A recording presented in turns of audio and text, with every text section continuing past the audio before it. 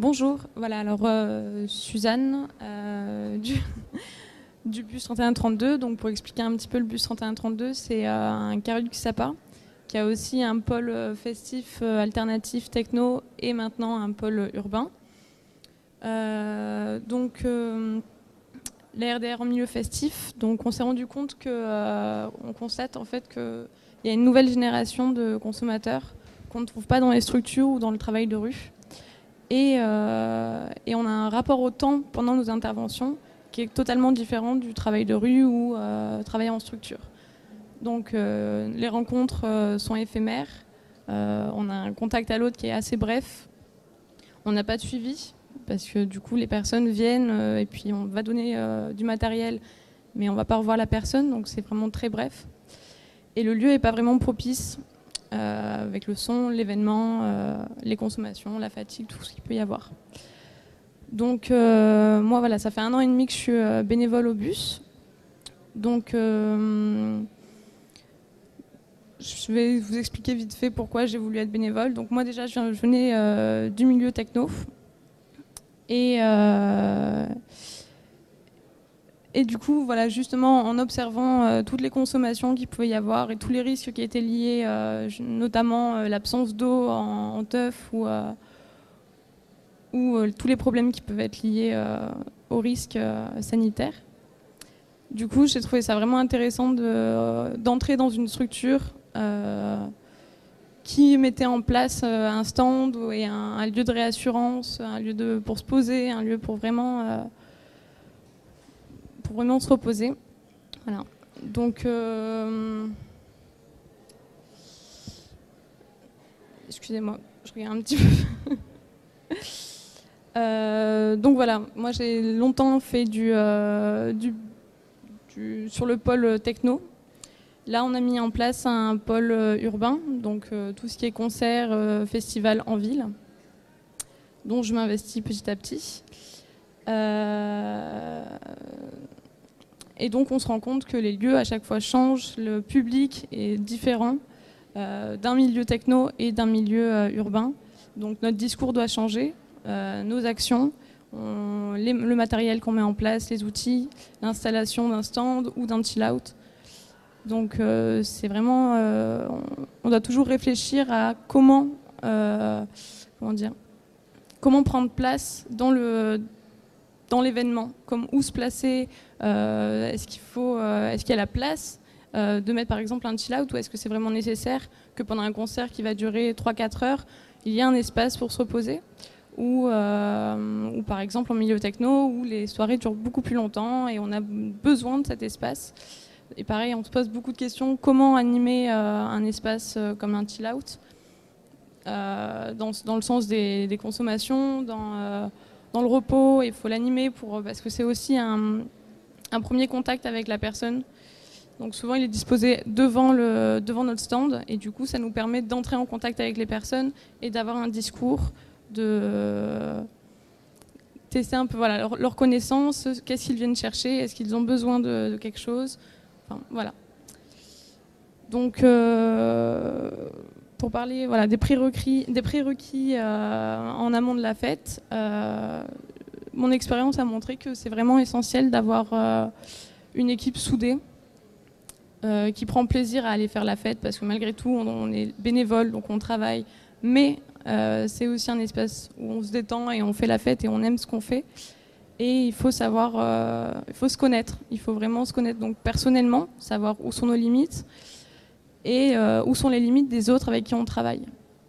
Donc ça peut aller de la peur, enfin par rapport à la vue du sang, on ne va pas donner quelqu'un qui vient de se blesser à un camarade à nous qui a une phobie du sang. Enfin, ça paraît, il faut vraiment se connaître. C'est quelque chose de peut-être stupide à comprendre comme ça, mais au final, on se retrouve avec des personnes qui ont enfin, c'est en vécu que je parle, mais ou tout simplement par rapport à des questions sur l'injection, des personnes qui ne sont pas du tout à l'aise avec le matériel et avec la notion d'injection. Et du coup, il faut se connaître. Il faut savoir si... parce qu'on peut très bien se dire, oui, moi, l'injection, il n'y a aucun souci. Je je peux parler avec des personnes, je peux montrer le matériel, je connais le matériel, et une fois sur le fait, on se rend compte qu'on n'en est pas capable. Donc voilà, en gros.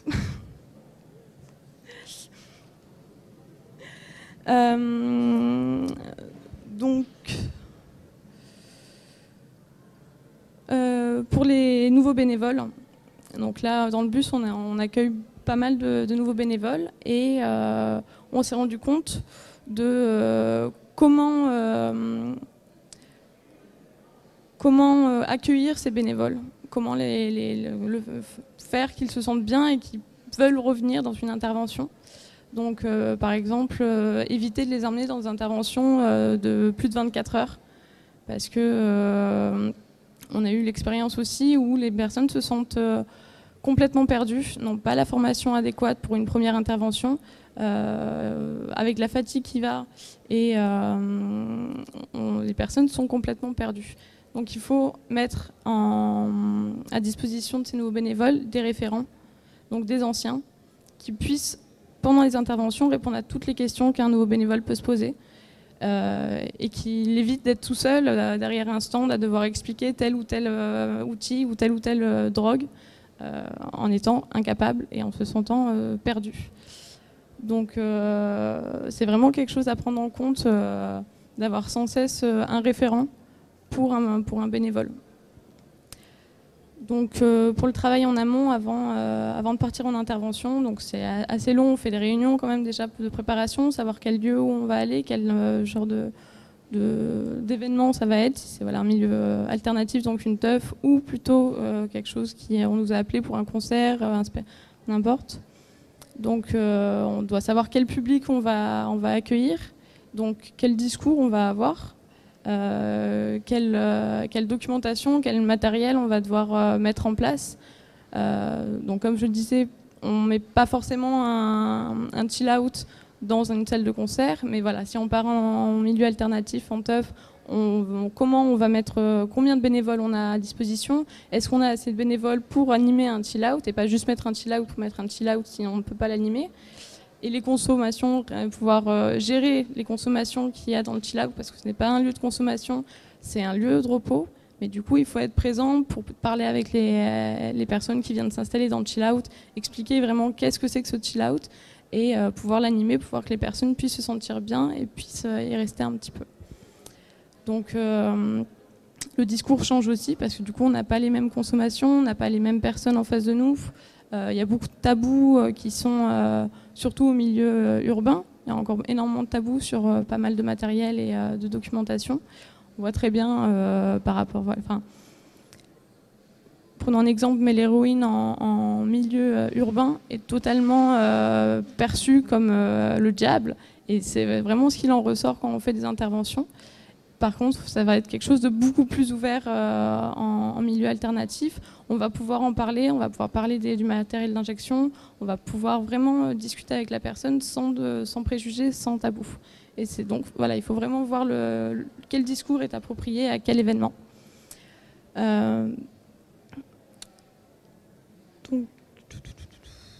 Et pour le travail en aval, donc c'est tout un travail sur le retour de la soirée. Qu'est-ce qui s'est passé de bien, de mal, qu'est-ce qu'il y a à changer, qu'est-ce qu'il y a à mettre en innovation, c'est vraiment une perpétuelle réflexion.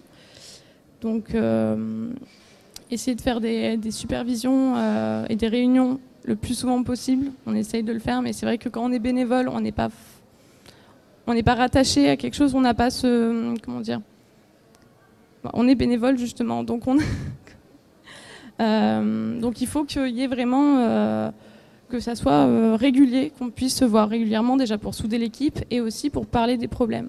Par exemple, quand on part à 5 à une intervention, il ne faut pas qu'on soit 5 en supervision pour parler d'intervention qu'on vient de faire. Les 5 mêmes qui ont fait l'intervention. C'est vraiment quelque chose qui doit toucher tous les bénévoles.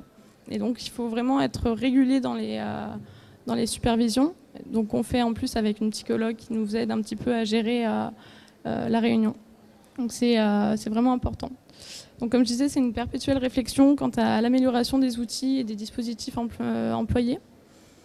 On se demande toujours comment mieux couvrir l'ensemble des milieux festifs, comment développer et renforcer nos connaissances et nos compétences, Et bien sûr poursuivre les formations qui sont essentielles.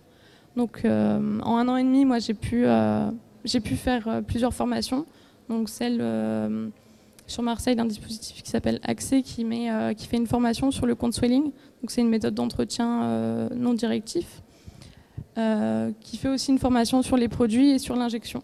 Donc c'était une formation de plusieurs jours qui était vraiment très intéressante et qui nous a ouvert les yeux sur pas mal de pratiques et sur les produits en général qu'on pensait connaître, et puis au final qu'il y a pas mal de choses qu'on ne connaît pas. Et on a fait aussi une formation initiale avec Technoplus qui nous a formés aussi sur qu'est-ce qu'être un acteur de réduction des risques et qu'est-ce que réduire vraiment les risques. Après, la formation, je pense qu'elle se fait vraiment sur le tas. Au bout de plusieurs interventions, on apprend de nos erreurs, on continue, on voit où est-ce qu'on a vraiment des difficultés. On se connaît, on connaît les autres, voilà. Et notre équipe, si elle est soudée, ça marche tout seul après, quoi. Enfin. Donc, voilà. Par contre, je voulais juste faire 2 petits trucs encore par rapport aux formations de premier secours. C'est vraiment important. Moi, je pense que c'est ça qui manque dans notre structure, d'avoir une formation par an de premier secours, parce que c'est vraiment, on a souvent des médecins qui viennent, qui sont aussi du bus 3132, mais des fois on se retrouve... Oui. Donc des fois voilà, on se retrouve sans médecin, sans personnel infirmier, et c'est vraiment important, avant l'arrivée des pompiers ou quoi que ce soit, de pouvoir... Et pour finir, je voulais parler ça fait un moment que j'essaye de réfléchir sur comment justement accueillir les nouveaux bénévoles au sein de nos structures. Donc je pensais à installer un petit livret pour les nouveaux bénévoles, pour toutes les questions qu'on a pu se poser quand on était bénévoles, et de faire ce livret avec les anciens et les nouvelles recrues, pour vraiment les questions les questions récurrentes qu'on a pu se poser, même si elles ne sont pas exhaustives, même si les réponses ne sont pas exhaustives et qu'elles sont toujours en mouvement et qu'on se pose toujours des questions après tant d'années de RDR en milieu festif. Vraiment pour faciliter en gros l'entrée des nouveaux bénévoles, qu'ils aient un appui pendant les premières interventions, même s'il y a un référent avec eux, qui puissent se référer, donc que ça soit par rapport à la question du chill-out, des consommations, des entretiens qu'on peut avoir avec les personnes, des produits en général, même si on a de la documentation, que ça soit quelque chose qui est construit et que la personne peut se l'approprier. Voilà.